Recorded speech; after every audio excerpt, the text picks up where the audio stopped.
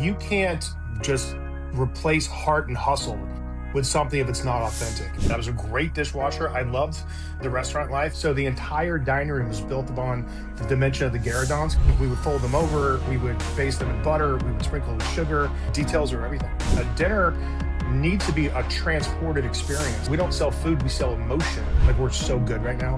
I love my group. I do think it's really important that you give it a good shot and you say yeah.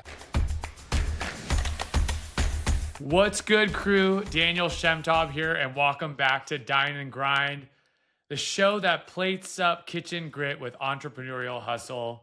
Quick shout out before we get started. I had a slip and fall in the kitchen, which is why I created Snibs. Snibs was designed with me and an orthopedic surgeon to keep you safe on your feet. And today I am so excited for my time with Tyler Florence. Tyler, for all of you who definitely know, if you know me, has been a huge mentor in my life. I've been on 6 different seasons of The Great Food Truck. Us, friends like to call him T-Flow. He's the head proprietor and owner of one of the best restaurants I've ever been to, Miller and Lux, Wayfair Tavern in San Francisco, and at the Hualalai in the Big Island in Kona. I met him when I was 22. Now we're golf buddies. He is a true entrepreneur, operator, and just somebody I'm lucky to call a friend. Service starts now. Tyler, welcome to the show. What an amazing introduction, brother. Thank you so much. I'm thrilled to be on your podcast. And you have been such a light in my life since we've met each other. You can't just replace heart and hustle with something if it's not authentic. And you have it, and it's been so great to work with you, so great to hang out with you, and now so great to play golf with you. We play golf a lot in Hawaii, and I'm excited to be here on your podcast, man. Yeah, well, awesome. Let's get into it. So I think one of my favorite things about just knowing you is, I would say, and you gave that really beautiful, warm introduction to me, but it's the same feeling I have about you.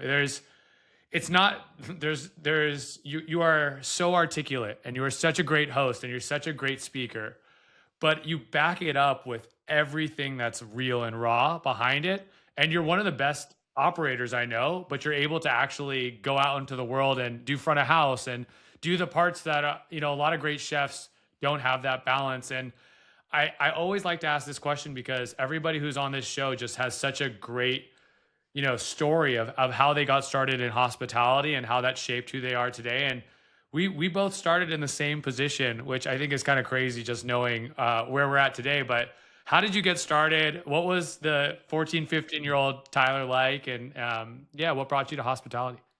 So when I was 15 years old, I was going from a skateboard to a car, right? And there's a point in time where girls aren't interested in skateboards; they're interested in boys who drive cars. And so I'd got my beginner's permit, and I wanted to buy a car. And then my grandfather sold me his 1966 Comet Capri. I bought it with cash, $500, right? And my dad. Before I did that, my dad was like, okay, so you want to get a car? That's interesting. Everyone wants to get a car. And I'm like, well, how do I do it? He goes, well, you get a job, and you save your money, and you buy a car, and that's how you get a car.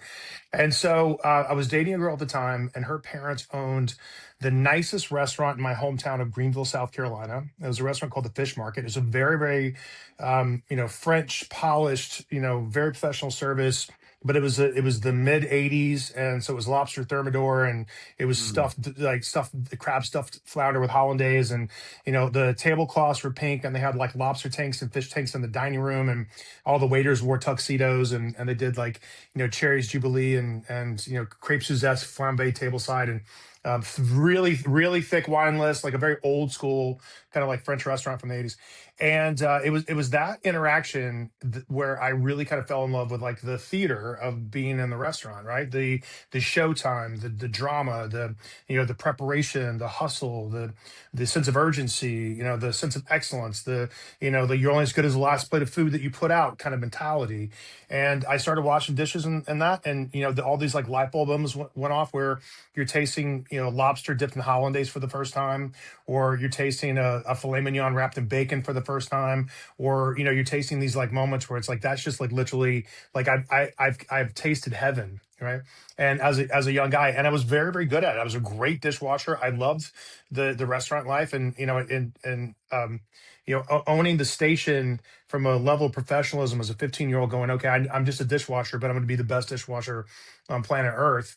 And to me, that's just the mentality that I kind of walked into the situation with, and I ended up working with them and the family for almost 4 years. And they had another restaurant, and I was a busboy and a waiter and all kinds of fun stuff. So I really got a chance to work with Martin and Kathy Dover. I worked with them for a long time, and they were really fundamental in my life, turning into kind of who I am today, because that was just like the nuts and bolts of the foundation of just being in the restaurant business. And so, yeah, kind of starting from the very bottom, but embracing it with a level of seriousness, like any station. If I'm going to be the saucier, if I'm going to be the sous chef, the executive chef, if I'm going to expedite, if I'm going to wash dishes, it's going to be the best service possible. And I remember specifically, I got so good at it that I would not wait until the wait staff walked all the way back to the dish pit to drop off their dishes. I would meet them at the door to take the dishes out of their hand, because I knew how important it was to get them back on the floor as fast as possible. Wow. They And must have and so loved you there. and that was just, but that's just the mentality. That's just mentality. So we end up, if you really really kind of embrace it, and everything is important in our ecosystems, right? Like our porter team, our pastry team, our chefs, the valet. Like, there's a sense of like connective tissue that we all share, and it starts with me, and it starts with my entire career, kind of way back to Tyler Florence in Greenville, South Carolina in 1987. Yeah, I could only want to be a fly on the wall in that kitchen to see how proactive you could possibly be in that environment.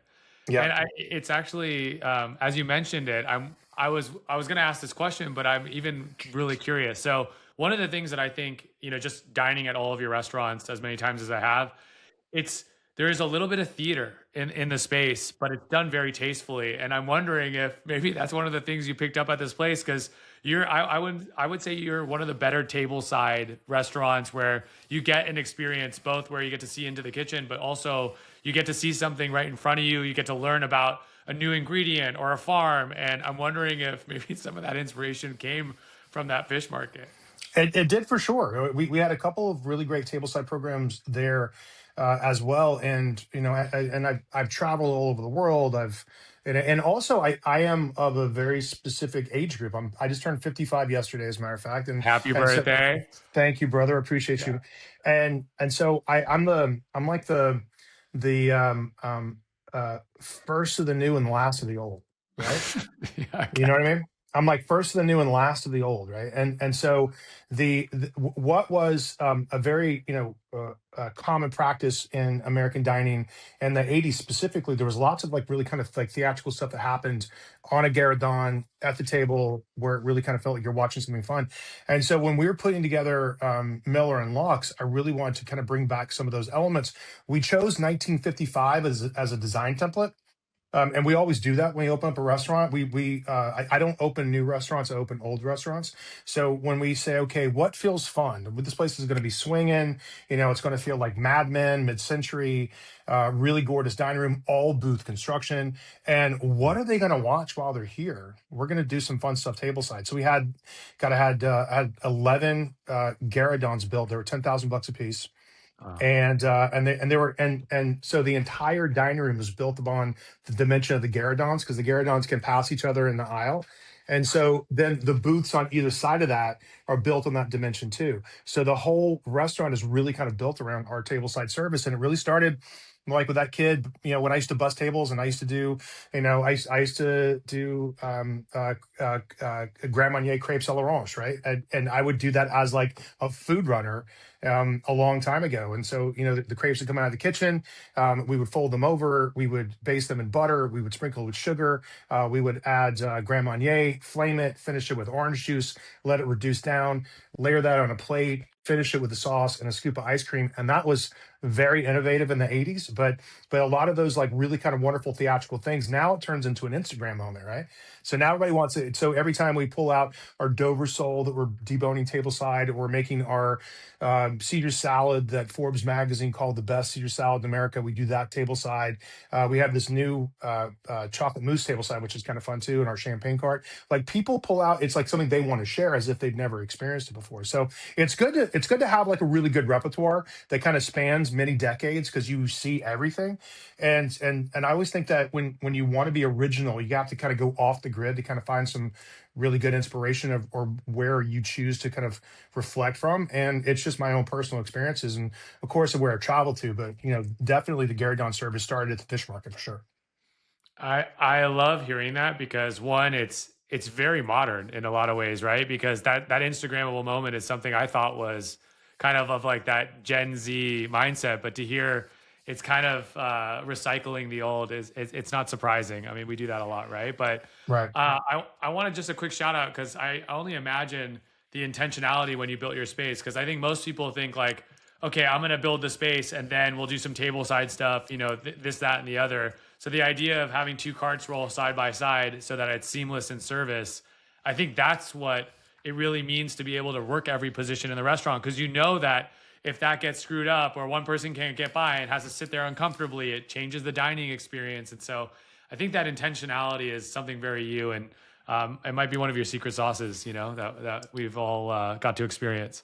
Well, details are everything, right? And so if the carts can't go seamlessly by each other, and so and occasionally you'll have someone doing a Dover sole on one aisle, and then having the Caesar salad cart relatively close to that, where the guests technically can't walk by. But as soon as we're all really hyper aware of that, we kind of walk what we're doing, we reposition the carts, let the guests walk through, and then we kind of continue the service. And we always say, like, sorry about that, San Francisco traffic, and everybody laughs, and then we just kind of move on, and it's super fun. But we're being really really aware of kind of what you're doing and your spatial relations and the guest experience, and kind of what that means. Like, but a dinner needs to be a transported experience. Like I don't want to go to your restaurant and just eat dinner. I want to feel something.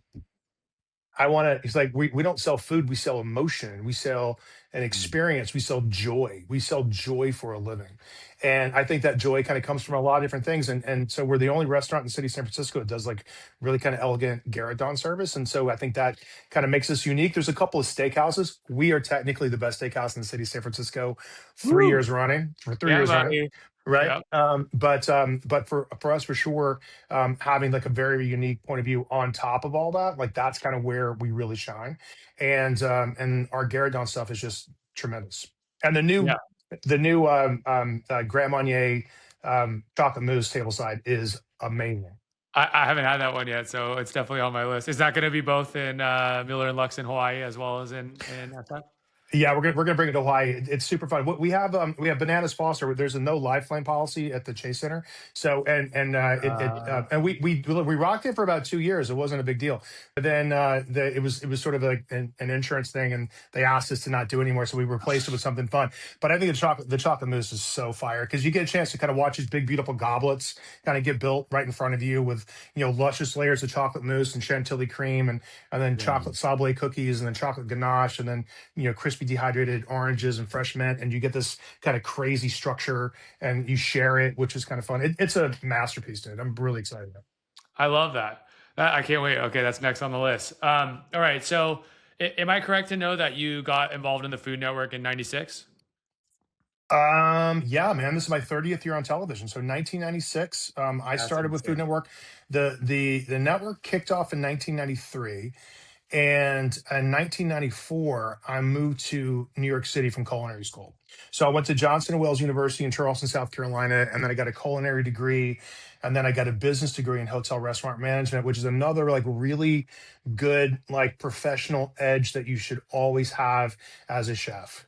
You should always know how to read a P&L. You should always know how, because a creative chef can bankrupt a restaurant in 6 months, with if he doesn't really like kind of understand how all this stuff works, or actually how they make money. And so I finished up that, and then I started, I moved to New York City, and then I kind of got discovered. I mean, one night I was the executive chef of a restaurant called Cibo, Cibo, and it's on Second Avenue and 46th Street in New York City, and it was an Italian restaurant, and it just closed. Like this restaurant was around forever, 25 years. It just closed.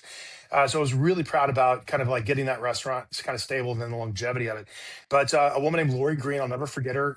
She was a senior vice president of programming at the time, and this is a long time ago. Walks into the restaurant, and we were getting lots of great buzz around the city. And at the end of every night, just like I still do, because I always have just a big stack of business cards that I kind of walk around with, and I always kind of shake hands and say hi. And I work the dining room, where you take your chef's coat and you go from dirty side to the clean side, you know, Yeah, there you and you go. kind of Yeah, button cool. up, and it's like, okay, good. I mean, you walk out and you shake hands and you say hi to people, right? And you Yeah. introduce yourself, and you get really good feedback, but most importantly, you build repertoire with people and they know you. And so I walked out, and she goes, dinner was amazing, everybody's talking about you in the city. Would you like to be on Food Network? And I said yes, and that was just kind of it. So between 1996 and 1999, I was probably did a few hundred guest appearances. Like I was on every show, very similar to where you see a lot of like the talent kind of bopping around from like, Tournament of Champions to Chopped, or what do you kind of see that you just see a lot of the same faces. So they were building up a lot of FaceTime between 96 and 99. And then 1999, I actually got my first show, and that was called Food 911. And that was on for 6 years, and that was Emeril Lagasse's lead-in for 6 years, man. That was it ushered in this new genre of cooking shows called Rescue Me. So with food, with when you call 911, the cops show up. But if you burn your tuna noodle casserole and you dial Food 911, I would show up.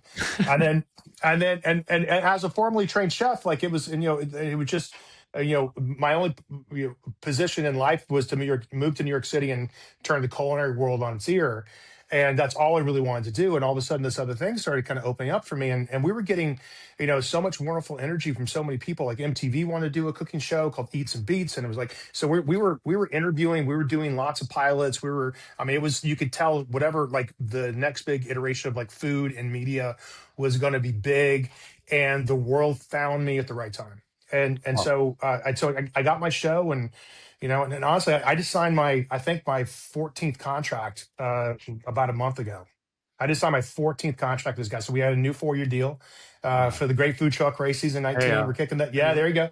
And so we hosted, I mean, just so many shows over the years, like Ready, Set, Cook, and How to Boil Water. And then, of course, like Worst Cooks in America with the late Ann Burrell.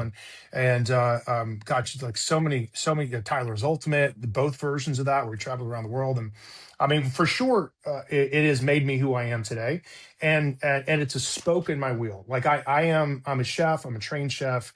I run restaurants. Restaurants, and kind of what I'm doing now is for sure my really, really polished, fabulous second act. Like where we are now, like we've never been better, more creative, more capable. Just a dynamite restaurant team. Like we're so good right now. I love my group, and then the restaurant side of it that I think connects the dots, because like with television, it's always the widest part of the funnel, right? So if you do get a chance to go do that, I do think it's really important that you give it a good shot and you say yes, right? But the word of caution I would give a lot of like young chefs that kind of feel like they're getting caught up in it, right? You really have to kind of understand, like, is this kind of where you want to go? Because when the phone rings and you realize, okay, for me to go shoot that show, it's a day on a plane, a day to shoot it, or 2 days to shoot it, and then a day back. So technically I lost a week, right? And if you blink your eyes and you kind of like jump into that stuff for like 5 years or so, you've literally put who you are as a professional, not the TV stuff, because it's fun and it works and it gets butts and seats. But if you don't have a restaurant to get butts and seats for, then you're kind of just building. you're running a hamster wheel, to be Mm, honest with you, right? So I yep. think it's really important. I think it's really important that, so if you're going to jump into that, make sure that there's a reason why you're doing it, other than I just want to be famous, right? Mm, Because like the television thing needs to feed another business, and having that as something that's a real critical crucial part of the equation needs to be what you're really thinking about when you say yes to that and do it all the time. Because I do see a lot of chefs, it's like all you do is just sort of bop around as like guest appearances and compete and cook on this show and cook in that competition, whatever it is, and then like are you ever at your restaurant? Like I'm at my Yeah. restaurant 250 nights a year. Yeah. Yeah. You know what I mean? Absolutely. Like I'm at my restaurants 250 nights a year, but the other guys, I just kind of I worry that your message gets diluted, and how people see you, and because like networks and programming can like filter you. You know what I mean? Like we like you what you're doing over there, but could you do this? Because we would love it if you would do this, right? And of course you're like, yeah, I'll do whatever, right? And after a while, it could have a tendency to just sort of kind of wash out the hard work that you're doing on the other side of that, and that's kind of building a restaurant group, right? And so I just think there's a really good some wisdom that I've certainly kind of picked up over the years. Like you as a business need to be the wheel, and then those television opportunities need to be a spoke in that wheel, not the Mm. wheel. Yeah. So really using it as a funnel and having the end in mind as far as what am I going to do with this traffic? What am I going to do with this media? And Yeah, I yeah. mean, it's pretty clear too that there's very few on-air chefs who are also great restaurateurs. I think you see it kind of where they start to either just dedicate their life to that, or really have a hard time balancing both. And so I think it's pretty important. And I'm learning a lot from you here that you set boundaries with. Is this going to elevate what I'm doing, or is it going to distract from what I'm doing? Exactly. Is this going to elevate what you're doing, or is this going to be a distraction? And it's probably a lot clearer than you think if you really kind of look at the situation. Mm. You know what I mean? It's probably a lot Yeah. clearer. And then make that real critical decision, because like you owe your investors, you owe your restaurant, you owe your team. Because if you kind of go off some rabbit hole that your restaurant group can't be a part of for whatever reason, right? Because you're just doing something completely different than kind of what you do every single day.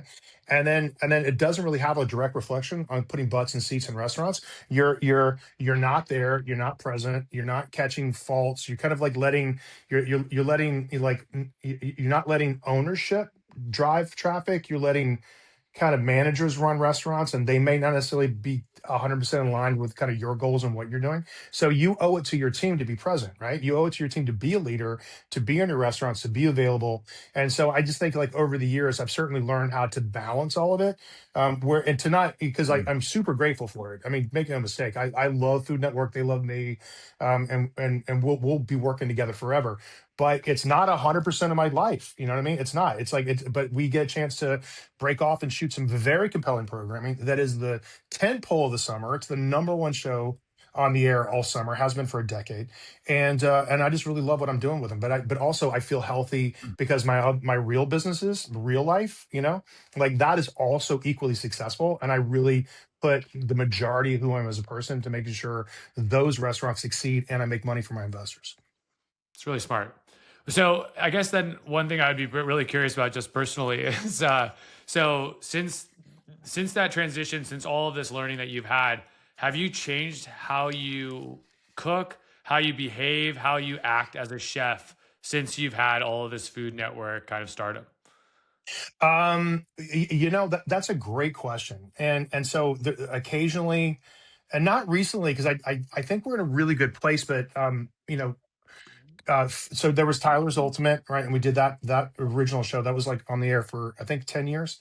And then I've written 17 cookbooks, right? So most people know me if they're not in like when I was living in New York, or especially here in the Bay Area, like you'll know me on Food Network, right? And so we've written tens of thousands of recipes on foodnetwork.com. We're really great recipe writers. All of our recipes are tested down to the grain of salt, and they absolutely totally work, right? And so when you kind of bump into an intersection of us together, it's probably going to be around you cooking dinner at your house with something that we created for you, right? And I love that. I think that's super fun. That's a language that we speak. We're very like efficient and love to be able to create elevated approaches to like common things. Like I can make a boneless, skinless chicken breast make you cry. I know how to do that kind of stuff, right? And I think that's really important. But I think it was probably like 2016, 2017, really kind of wrestling with a bit of an identity crisis, to be honest with you, right? Because like I'm so I'm so trained as like a communicator and a teacher, and we can go, elevated, we can go Michelin, we can go 101, we can go sub 101, we can like any kind of like from a communication teaching standpoint, I got you covered, and we can cook anything, right? We can cook anything. And then after a while, you kind of go, okay, but what do I cook? Like if you would say, okay, he's an Italian chef, he's a Spanish chef or French chef or Japanese chef, what is like, what do you really, really cook, right? And I think we lacked a certain bit of definition in our storyline, specifically because we were really kind of ramping up into restaurants. And I just felt it was something we just didn't have a clear grasp on communicating. Like, oh, because when people meet you for the first time, or if they interact with you for the first time, there's a couple of silly questions. What's your favorite dish? I know. What, yeah, what kind of food do you cook, chef? Like what kind of food do you cook, right? And then if we just say like American food or whatever it is, like it's not clear enough, right? Mhm. So I think it's the difference between what I like to call the comet and then the comet tail, right? So if you see a comet streak across the sky, you've already missed the comet. What you're seeing is what's been left behind that's illuminating the sky, and that's what kind of good, like that's the big awe thing, right? So I think probably in 2016, 2017, when we got the opportunity to build Miller and Lux, I said steak, right? I put my flag in the ground for steak. I remember like one of these moments as like a kid, kind of growing up. Like my mom took me to this steakhouse called the Peddler. It's in like the north side of Greenville County in upstate South Carolina near Travelers Rest. If there's any people, North South Carolina people there, but it was this restaurant called the Peddler. And I remember my mom taking me out to dinner there one night, and it was the first time I ever had like a filet mignon wrapped in bacon, and they brought out like the 109 ribeye loins where you could pick how thick you wanted your cut, Uh-huh. either a jack cut or a queen cut or a king cut, right? And I just love the entire ceremony. And to me, like beef is just, if you had to say what's my favorite thing to eat on planet Earth, it's beef. Like grilled, like really great dry aged, yummy beef. Mm. It's the best thing in the world for me. And so we said, okay, we're going to communicate this with sort of a slightly dialed in focus, and we're going to really, really commit to steak, and we're going to do something amazing. We're going to build a world class program based around one word. So the communication became crystal clear. Like, chef, what are you doing? What do you cook? Steak, beef, right? And all of a sudden, it's like the dudes light up and go like, "Yeah, let's go!" Right? And then the way we really treat it from a luxury standpoint, because we're a luxury restaurant. We were just named best steakhouse in the San Francisco Bay Area, 2023, 2024, 2025. Miller and Lux Halalai got named best restaurant on the Big Island. Miller and Lux in San Francisco just got named the fifth best steakhouse in all of North America. Wow. First year on the list. Hello. And so what I decided in 2016 was going to be like the new definition of who I am as a chef, what kind of restaurants we run, what can you expect out of me, and what are we going to get really good at, was the comet. Okay. And everything that you're seeing now, best restaurant, best restaurant, Big Island, fifth best restaurant in North America. That's the comet tail. That's how far in advance you really got to think through your strategy. You can't Mhm. like, okay, what am I doing now? It's like, what are you building to be reflective when you're great at it 5 to 7, 10 years from now? Like that's what you got to build. That's the difference between being the comet and the comet tail. The comet tail you always want to build. That's that big like impactful boom moment, right? That's like when you kind of like when you kind of the famous Mark Twain quote said like the two most important days in your life are the day that you're born and then the day you find out why. Mhm. You know what I mean? The day you find out why you're born. And so all of a sudden we just, all the pieces of all the universe just came together, right? And so we were going through lots of really old, because San Francisco is a very old city, not as old as the East Coast, of course, but it's old and it's got like a very unique, very original history, specifically around food. I mean, there's lots of like, food stuff, the mimosa was invented in San Francisco, the martini was invented in San Francisco, the fortune cookie was invented in San Francisco, and a cattle ranching company called Miller and Lux in the 1860s, right? And I stumbled across the name of the book, and it sounds like Smith and Walensky. Mhm. So I'm like, okay, this is kind of a crazy name for a steakhouse, and the story's real. And it was these two guys. It was Henry Miller and Charles Lux that came from Germany in the 1860s to the New World on the West Coast because of the gold rush, and that's where the money was.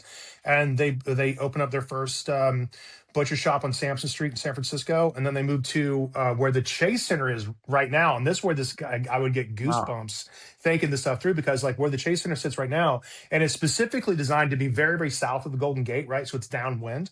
But it used to be the largest meatpacking district on the west coast of the United States, and it was called Butcherstown. And Henry and Miller and Lux was the largest company inside largest company inside Butcherstown, and then they got into cattle ranching and then water management, and they had one contiguous piece of property going from San Francisco all the way down to Bakersfield, Wow. Holy where they moly. were. And then they had ranches in Washington State, they had ranches in Oregon, and they were known as the Cattle Kings of California. Mm. So we stumbled across that name, and then we got the trademark for it, and like, and then now we get to share that and tell their stories, and we get lineage in all the time with like, that was my great grandfather, and that was Henry Miller was a distant relative, and we get those fun folks in all the time, and they're always like sharing really kind of interesting insight because we're always learning about the story. Well, we really got a chance to do that. And then all of a sudden, like, there was that piece of the puzzle, right? So we committed to steak. That was the comment, right? We committed to like, we're gonna do something very impactful that's very, very easy to communicate. I'll never have to say, when they say, what kind of food do you cook, right? Or what Miller and Love, what kind of restaurant is that, right? It's like, and that, honestly, it was something we wrestled with for a long time, because I jumped out of restaurants for 12 years, right? We just shot television full time for 12 years, and I was the Food Network guy, right? And so we were like anything and everything. It was really more about education and cooking. But sort of outside of that, personally, I could cook anything, but I had never really committed to any of it. But like we never said, okay, this is who I am, right? So we said, Yeah. okay, I'm gonna put my flag on the ground. We're making steak, and then the name pops up, and then of course the relationship with the Golden State Warriors, which has been fabulous, and love them to death. They're amazing partners, and we got to really build something real, very, very real. And it just took off the second we opened the door, and that, and in my personal opinion, either a restaurant's hot the second you open, or it may not be. You know what I mean? Like, everybody's got a build time, but it's either going to be really, really hot, or or it may not be the right concept. But we Yeah. were white hot the second we opened the door, and we haven't really looked back. And so now we have, Hawaii, which is our second restaurant. We're opening in Riyadh, Saudi Arabia in 2028, with the Montage Group. That's going to be fabulous. That's going to be our third one, and then we got a couple more in the pipeline, man. Which is going to be great. We have two more Miller and Lux restaurants. I can't talk about them right now, but those are in development, and we're just really excited to be able to kind of build something that feels like a real true legacy, a real business with a real exit strategy, and a like, if we get to 10 units and $100 million in sales annually, like that's the goal. 10 restaurants to do 10 million, right? Mhm. And we're getting there in really rapid succession, and I'm blessed to be around such quality hospitality assassins, like our front of the house and back of the house team every day. Like, everybody's just so sharp at what they do, and we just love it. So I think, to answer your question in kind of a long loopy way, I think having like a very, very clear, crystal clear position on who you are as a chef and what you cook, I think, is part of the communication strategy. It also gives you the license to just kind of like take everything off the table and get good at it. Right? Let's just get good at this. Let's let you master a craft, because you don't have to be good at everything. And I don't think a chef who's good at everything is good at anything. Right? Yeah. And I think, like dig in, like declare a major, right? And just kind of trench and blow the world away with your specific genre of cooking. You won't regret it. I love it. And I think that is something really difficult because most chefs out there, they might not be the most technical at making everything, but a good chef can make almost anything at least great, maybe not the best. And I think it is hard because people ask that question, and I'm like, well, I have food trucks in a Japanese restaurant. And I think it's kind of scary. I mean, I think it's brave because I know you can cook so many things. I've tasted a million different things you've made throughout the years, and they've all been incredible. And so for you to put kind of a flag in the ground and say, hey, this is where I'm going. Yeah, I mean, yeah, it is. I think it is kind of scary, and I think it's kind of badass. And I love hearing that reflection where you make that change, and then the greatness follows because you committed to something. You commit to it. Yeah, commit to it. I mean, and so that was just something, you kind of go through these like evolutions of like who you are as a person and, going through culinary school, growing up in the South, going to culinary school in Charleston. And like, I love Southern food. I think Southern food is American food, because it's a distinctively unique. You can't really get it anywhere else in the world where the other pockets of the United States have like, South American or European or Asian sort of like influence on kind of what it's easy to see. But Southern food, well, and Southern food is West African as well, but it's something that kind of like blossomed and bloomed here and became something that very unique and interesting. And I love the fact that I'm from the South and I love Southern food and I can crush Southern food. It's not where I am today. You know what I mean? It's not. It's like that's what I grew up in. But like we wanted to. I think from a business standpoint, because I toured. I was in LA this past week and I toured. LA Live, like looking at a couple of locations and stuff they have there. And I think when you're talking to restaurant groups, if you're talking to developers, and they're like, okay, who are you and what do you cook and what you think? What you don't want to tell them is that you're, Cal Italia farm to table small plates. Yeah, what everyone's doing. That's what you don't want to tell them Yeah, because I don't know what that is, and yeah, I don't know if I can eat it. When you yeah. say you're Cal Italia farm to table small plates, it's dumb. You know what I mean? Like you've got to you can hide that, and of course, like the organic, of course, apartment table, of course, right? But I think you've got to have like something that feels marketable, right? And sometimes it kind of boils down to like steak, sushi, and Italian, right? Because if like a big developer is looking for a very specific concept, they're gonna go for one of those big three to make sure they've got a solid anchor. Yeah. And so in one of those things, we declared steak, and that's kind of like who we are. And with that, honestly, with that, we're getting traction, right? And so like when you declare something, right, like you're opening up the ability to be able to communicate with these people that are going to be writing you large checks for development deals. You're opening up flows of cash flow in a multiple unit restaurant group because you decided to do something like very very specific instead of being, it's like, yeah, we're Cal Italia farm to table small plates. We kind of like do stuff, and it's like a little Spanish, it's a little, you know what I mean, it's a little, stop it, right? Like do something that feels like, I can communicate that, and somebody else can go, I understand that, and then let's open up a bunch of them, chef. And I think that's really kind of I think a really crystal clear part of like my growth, and that's an aha light bulb moment I had as an operator, that I needed to be sticky. I need to have something that people can understand with one word, right? And something that if you close your eyes, you can imagine the ceremony. You can walk yourself through the entire ceremony, and then now it's up to us to be best in category, best in class, Mm. Okay, right? so staying on that note, because I'm so curious as what's in your R&D kitchen today. What is your absolute favorite thing that you've put over an open flame in the last few months? Well, I gotta tell you, our our steaks, man. All right, so and let me tell you why, because like you do the hard work, it really kind of pays off. So there's lots of great ranches out in America. Like we get phone calls, and then I do send off requests for samples all the time because I want to make sure I taste everybody's stuff. And so there's terroir in beef, just the way there's terroir in wine. Like if you had a glass of Cabernet Sauvignon that was, grown and fermented and bottled in California, it's a distinctively different one if you get one in Chile, or if you get one in Bordeaux. It's a very, because the terroir, like where it's grown, the sunshine, the soil climates, the, rocky soil, the minerality to it, the oyster shell, like everything makes a big difference in that glass of wine, and you can taste it, right? Same thing with beef. Same thing with beef, right? And those are those high level, super high Q moments I'm having right now.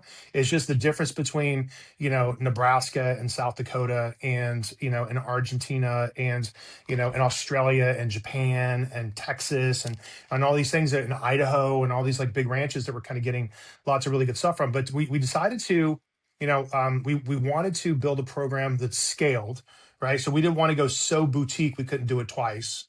So we partnered with Allen Brothers. They're amazing, right? And so we found this ranch called Dimcoda.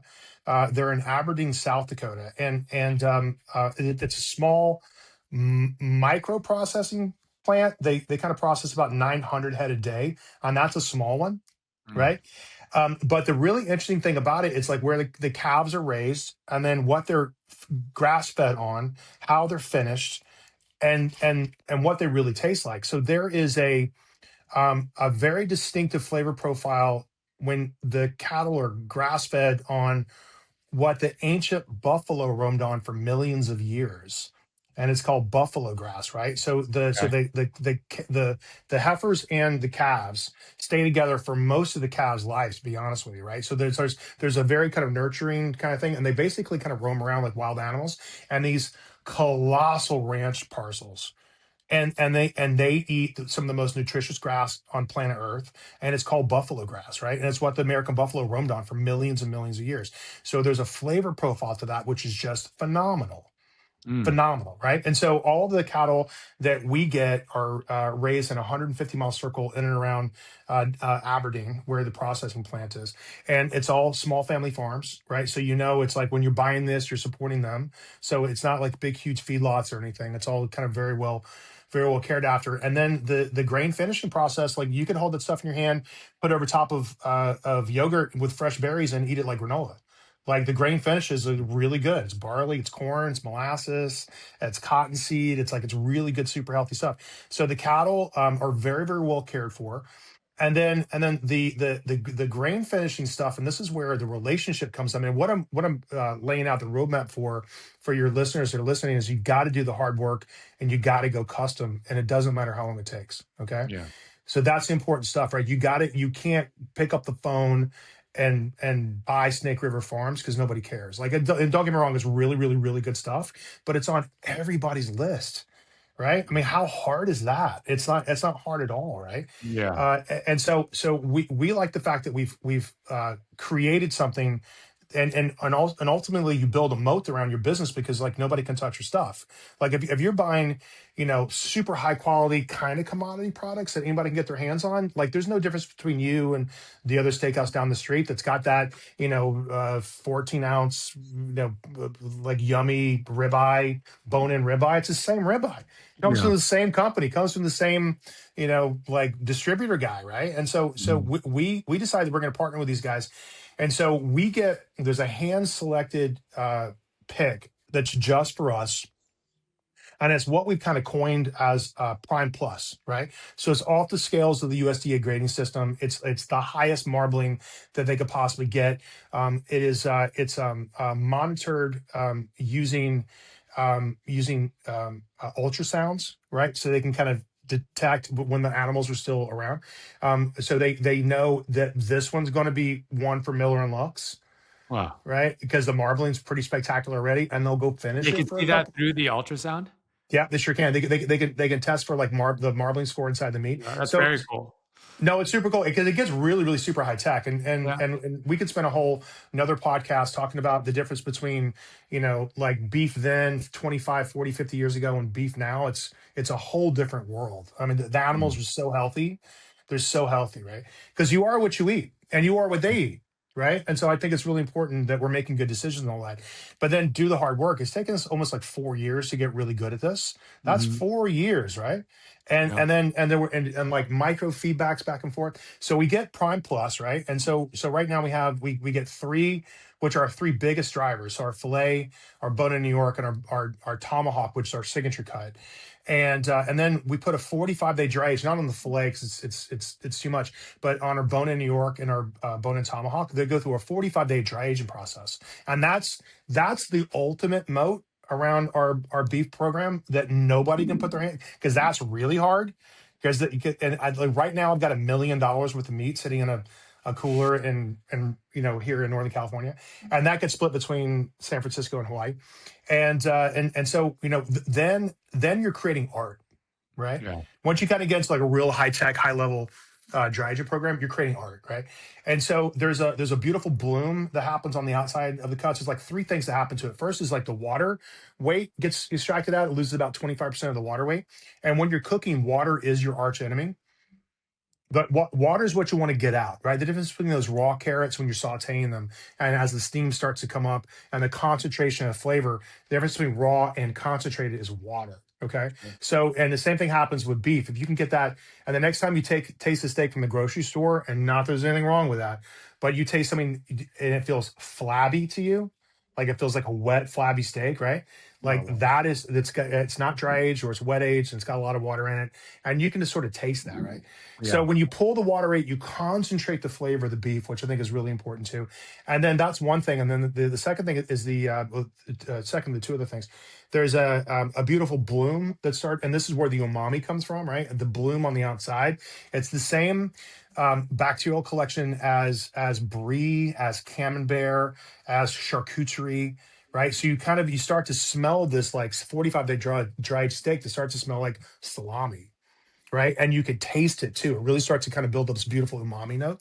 And then the enzymes on the inside, it starts to kind of break down the muscle tissue and it makes it incredibly tender. So that's the artistic editorial finishing where we stick the landing, where you can't get our steak anywhere else on planet Earth other than Miller and Lux San Francisco and Miller and Lux Hawaii. And that to me is the reason. It's the steak I stake my reputation on. That's our steak. That's our steak. And Where you everybody take and your reputation. I love it. Yeah, exactly. right and so to answer your question, like what's the best thing I put on our over live flame recently? Like I just split a tomahawk with somebody the other night, Yeah. and it hits so hard Mm. every time, Yum. every I'm every drooling over time. here. Yeah, I it's just think there's something so beautiful to that too, because it's all about. I mean, I think a great chef is a great sourcing person. A great almost anything is a great sourcing person. If you're a great leader, you're sourcing people. If you're a great chef, you're sourcing great ingredients. But to take it to that depth, and to hear that you built a moat in something that I would say I wouldn't naturally think that you can build a moat in the restaurant industry. I mean, sure, you might have this chef or this product, but it's collective. Like whenever someone puts a new dish on the menu, the rest of the industry kind of finds that dish in another way.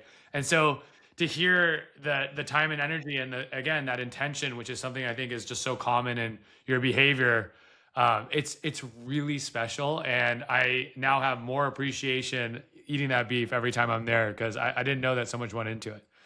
Yeah, I mean, and it's everything, and we just kind of stumbled across that. I mean, I was texting with our Allen Brothers rep this morning because there's like a ranch that I heard about, and I'm curious about it, right? And so send me some stuff. I want to try it because we always can kind of make room on the menu if it's a sort of a very kind of unique, very boutiquey position. But that's the hard work of being great.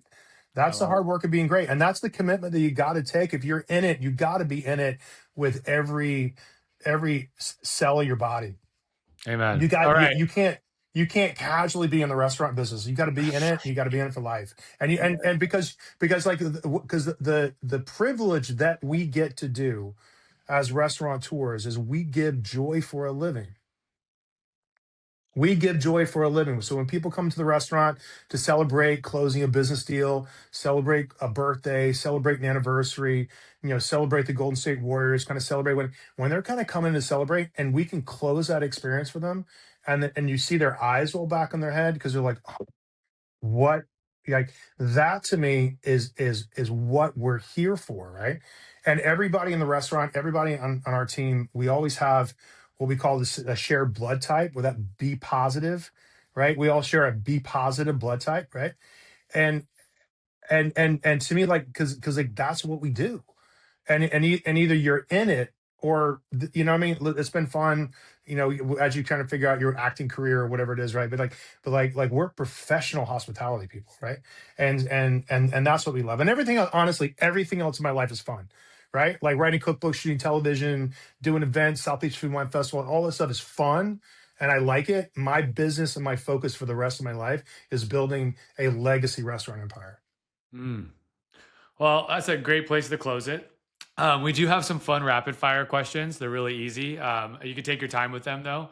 But I really just I've really enjoyed this last 45 minutes and just all the depth. And I even learned a lot that I want to apply to my business. And so thank you again for always, from the beginning of when I met you, always kind of showing me a great example and mentorship. And yeah, let's ask a really fun question. So if you had to give us your recipe for success in three ingredients, what would they be?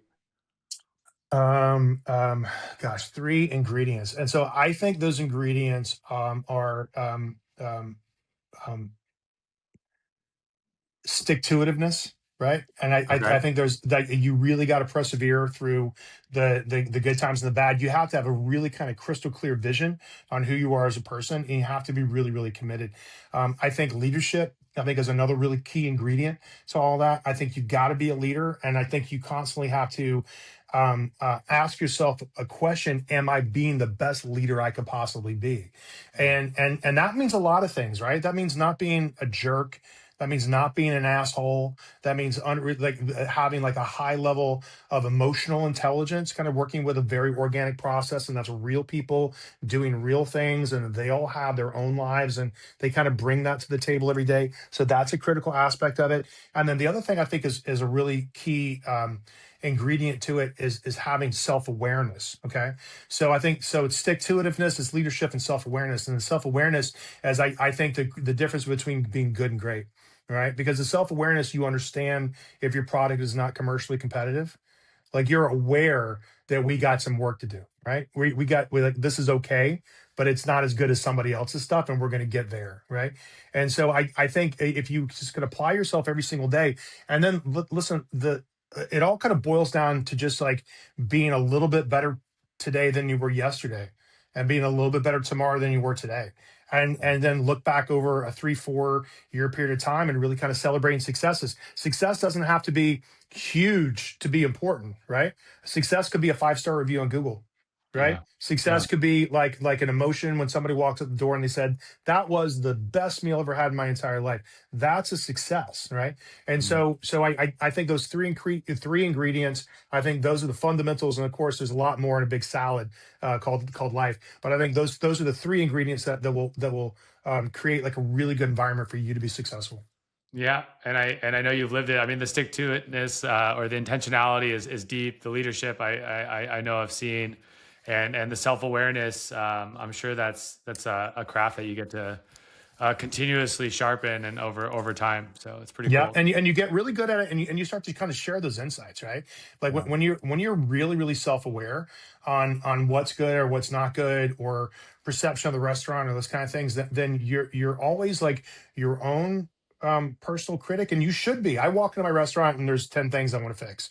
You know what I Always. mean? Every day, it's like the temperature in the room's not right, the lighting's a little off over here. It's like like let me fix your collar, or your tie's hanging out, like all these kind of things of me, like, because I am like critically self-aware of what we are, because like, if I can see it, you can see it, right? If I Yeah. can see it, you can see it, for The sure. amount of variables is endless. Okay, so if you had to cook your dream dinner and you had to pick your sous chef, so cook your dream dinner, you got to pick your sous chef, dead or alive. Who's the sous chef?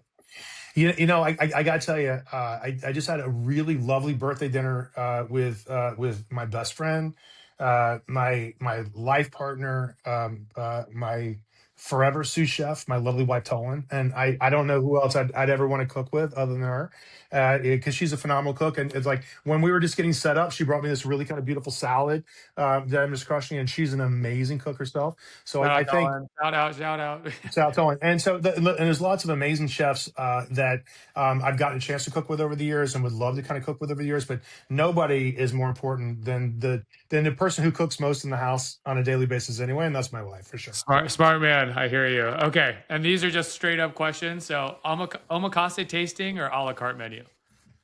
I like both. I really like both. I think both are really exceptional, and I think they're kind of fun. I was talking to a chef the other day, and our experience, how grateful I am. Like, you call me from time to time and say, kind of, I can go right, I can go left. What's your take on this kind of thing? I Mhm. I think there's probably a dozen or so chefs that I talk to now Oh, that wow. are in this sort of like kind of, because I think if you get the opportunity to take the elevator to the top floor, and this has been said before, but you got to send it back down for somebody else. And so there's a chef that I'm talking to right now. Like, her restaurant closed up in wine country, right?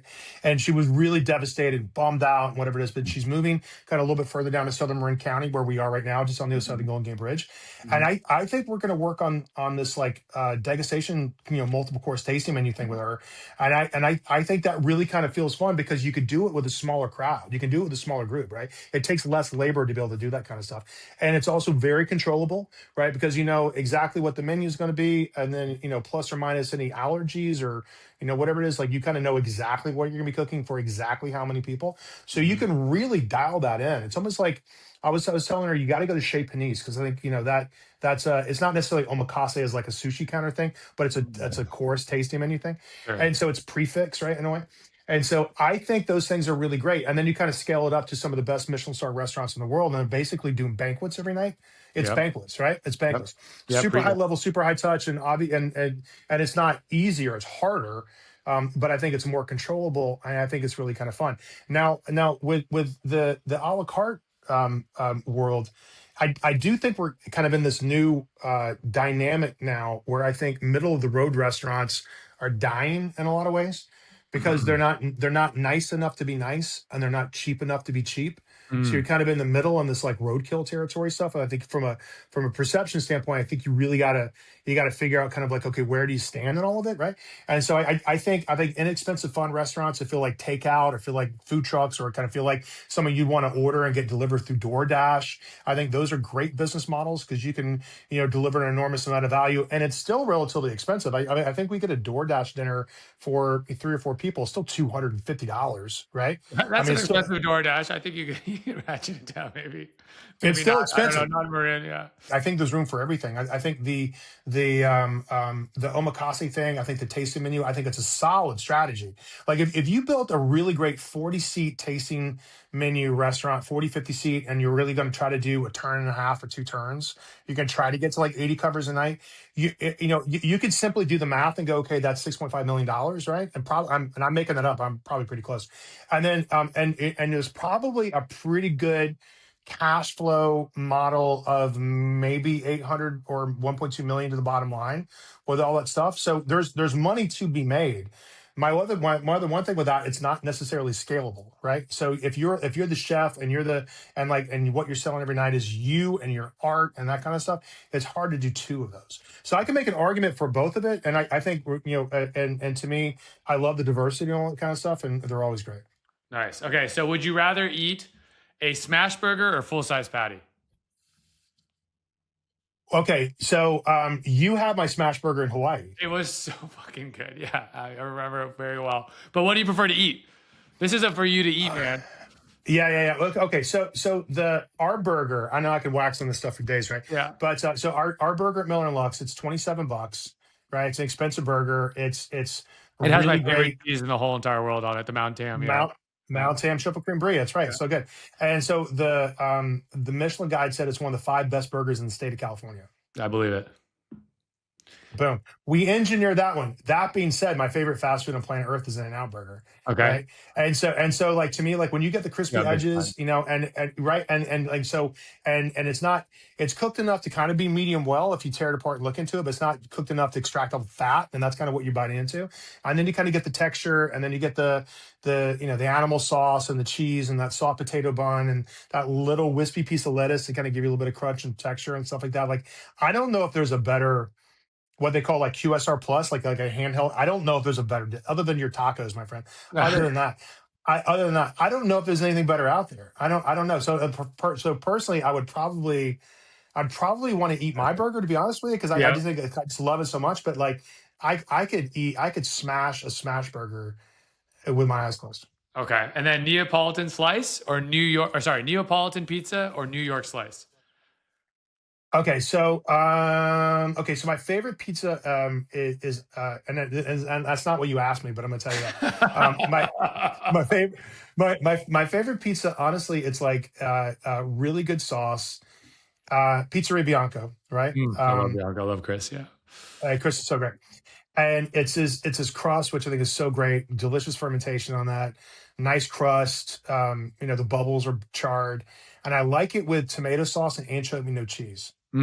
Tomato sauce, anchovy, no cheese. So you just No throw cheese. umami savory maximum. Yep, yep. And just drench it in olive oil. If there's like a little chili Yum. oil on top of that too, which I think is a little chili flake. Yeah. I think that's probably my favorite pizza in the world. I think it's really great. And so like, but growing up in New And York, I was in New Neapolitan. York City for yeah, and when I was growing up in New York, I was there for 15 years, and then I lived on the slice. There was a little place right around the corner from my subway stop on the F line in Park Slope called Smiling Pizza, And the last time I was home, I went by there just going to grab a slice. But the last time I was in Brooklyn, and it's still there, and it's still really good. And there's something really great. Like you get this like huge pizza, you fold it over, you know what I mean? And you just kind I of know bite it. into it, and like, it's so great. Yeah, it's like a taco pizza. I love it. All Yeah. right. Well, Tyler, I'm so grateful that we got to spend this last hour together. Quick shout out again to Snibs for making this all happen. I learned the intentionality is super important. It's really about coming up with the distinction of what you want to do and then falling all the pieces into that, and the rest will come. And so it's like field of dreams. If you build it, they will come. And spending the time to kind of have that intentionality, I'm hearing it over and over again from starting in the dishwasher. Yeah. Yeah, if you build it and you get good at it, they'll come. Yes. Fair enough. Yes, there is that caveat. Yes, if you build it and it's good, it has to be good, Yeah, right? it's got And to be. you have to Yeah, have the yeah, it's self gonna be awareness to know if it's not good to be able to make that thing good. Yes. exactly. Yeah, yeah. And so I just wanted to say thank you again. It's always so fun to spend time with you.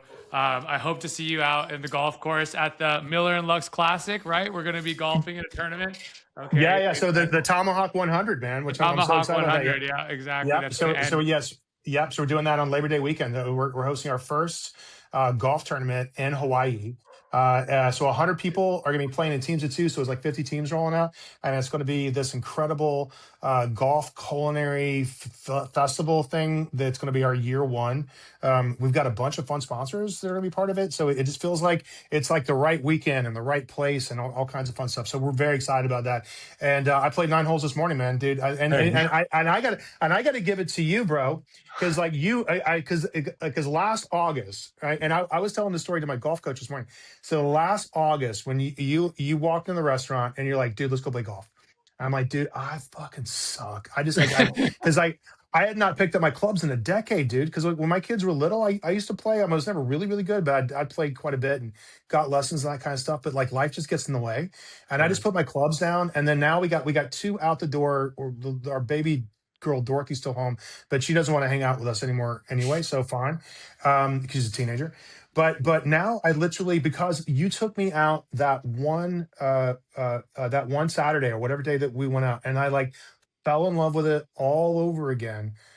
I because of that, because of you, and I Mm. thank you for that, my friend, dragging me Yeah. out, just dragging me out, bro. Thank you. Yep. I play golf almost every day now. Yeah. I play golf. Well, I either go to the driving range and I hit a bucket or two, or I go play 9 holes before my crazy. I can get. I got like an hour 20, hour 27. I can get through 9 holes you get fast. through 9. That's pretty good. And knowing Yeah, you, and you're just special. lately, Yeah, you're going to be focused on being the best over time. So it's yeah. just a matter of Oh, putting into practice. All that's right, right. That's right. Tyler. Thanks so much for spending the time on my podcast. I really appreciate you. And for those of you who love Dine and Grind, please like, subscribe, and check out more episodes. Take care. All right, bye. See you later. Thanks, man. Appreciate you, buddy. You're the best.